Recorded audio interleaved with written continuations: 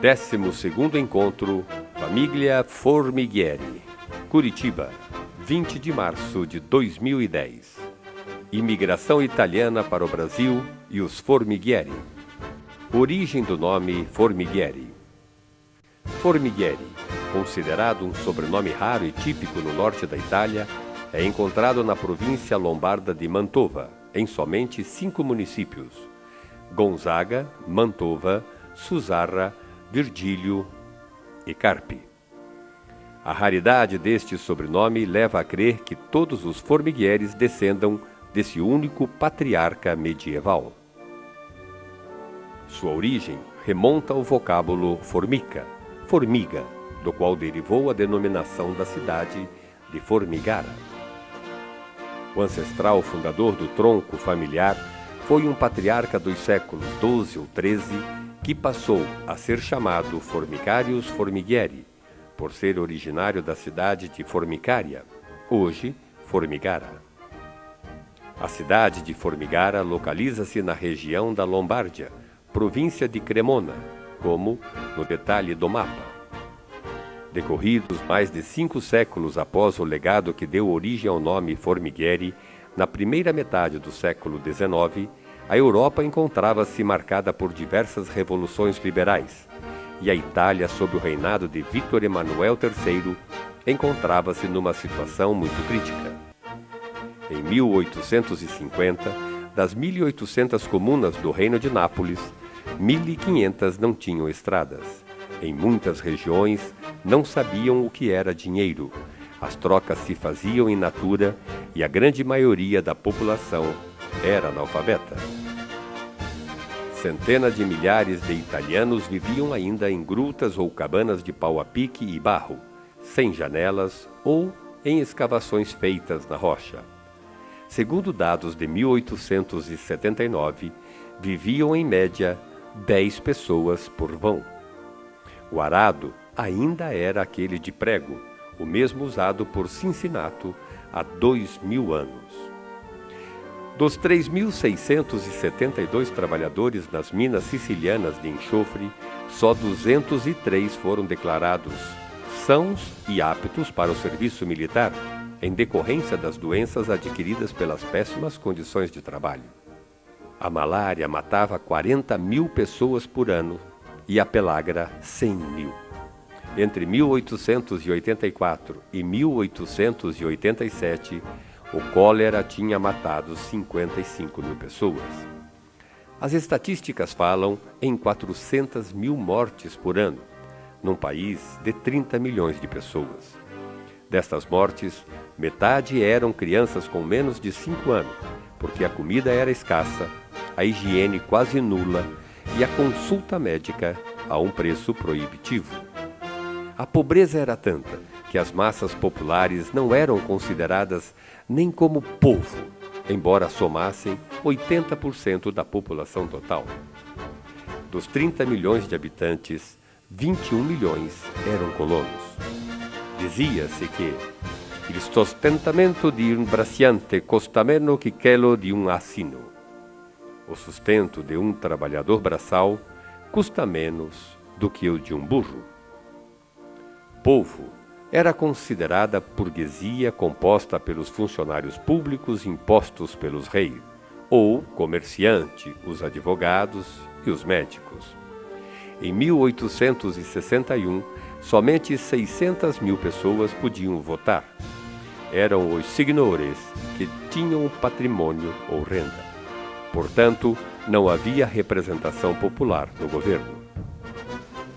Haviam grandes propriedades burguesas conseguidas pelos notáveis através da usurpação e da aquisição de terras tiradas da igreja, e quem trabalhava os campos eram os servos, descendentes dos escravos. Nessas propriedades, os colonos eram explorados, pois não tinham nenhum vínculo com a terra. Por isso, havia uma vontade terrível de terra, não somente de possuí-la, mas de sair do nada, de conquistar uma dignidade. A fala anônima de um italiano para o ministro de Estado da Itália desta época traduz muito bem o que era a vida dos colonos italianos. senhor ministro? Que entendeis por uma nação, senhor ministro? É a massa dos infelizes? Plantamos e ceifamos o trigo, mas nunca provamos pão branco. Cultivamos a videira, mas não bebemos o vinho. Criamos animais, mas não comemos a carne. Apesar disso, vós nos aconselhais a não abandonarmos a nossa pátria. Mas é uma pátria, a terra onde não se consegue viver do próprio trabalho?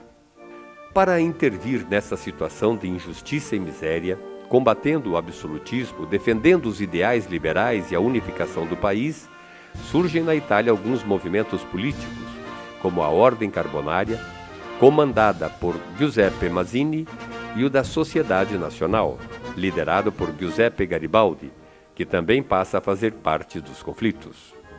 Em função das dificuldades que enfrentavam, os colonos acolheram com entusiasmo a Giuseppe Garibaldi, porque esperavam a distribuição das terras e se atiravam com fúria sobre as propriedades dos galantomini, latifundiários, mas foram barrados e espancados.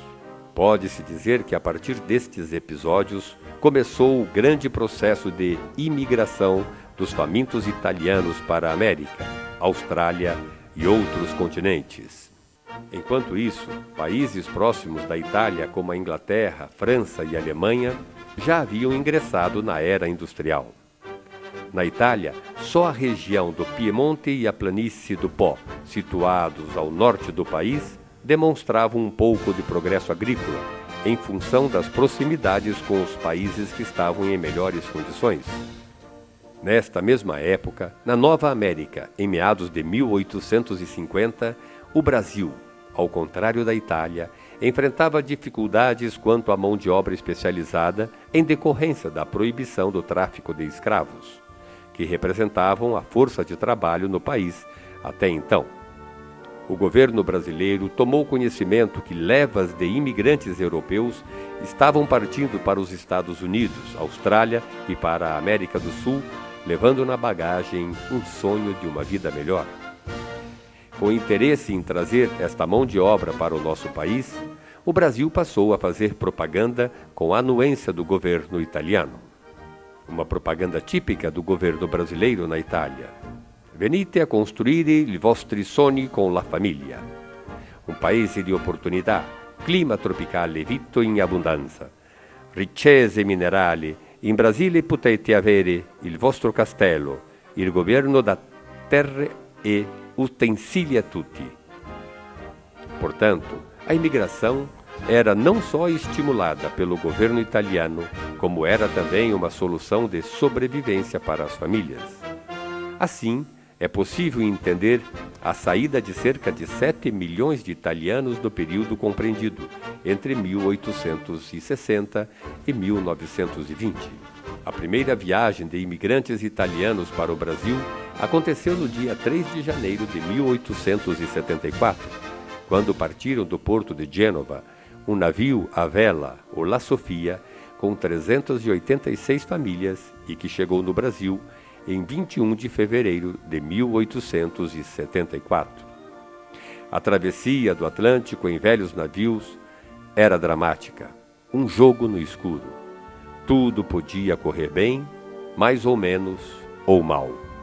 Mortes de pessoas na travessia eram comuns, bem como naufrágios.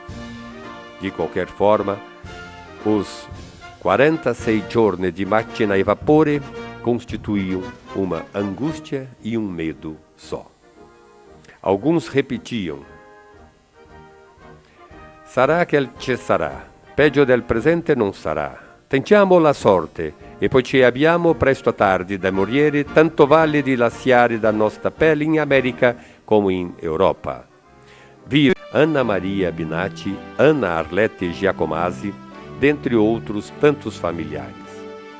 A ideia frutificou, os encontros tornaram-se cada vez mais concorridos, aproximaram as famílias e revelaram parentes que nunca se conheciam. Dentre os encontros já realizados, temos a comemorar 12 oportunidades, como veremos a seguir. Porém, determinados momentos devem ser lembrados, a exemplo da eleição de nossas queridas rainhas.